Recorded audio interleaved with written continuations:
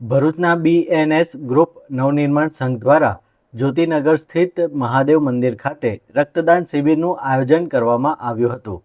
તારીખ 23મી માર્ચ બલિદાન દિન નિમિત્તે આ આયોજન કરવામાં આવ્યું હતું, જે દિવસે આપણા દેશ માટે શહીદ થયેલા ભગતસિંહ, રાજગુરુ અને સુખદેવજીને યાદ કરવામાં આવ્યા હતા।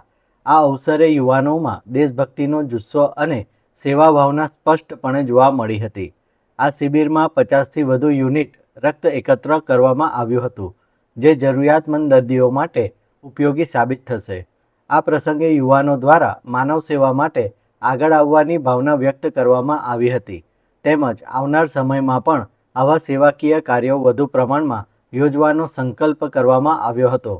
આ કાર્યક્રમ દરમિયાન પૂર્વ ભાજપ યુવા મોરચા પ્રમુખ ઋષભ પટેલ, BNS ગ્રુપના પ્રમુખ કિરીટ પટેલ તથા સંસ્થાના અન્ય સભ્યો ઉપસ્થિત રહી કાર્યક્રમને સફળ બનાવ્યો હતો।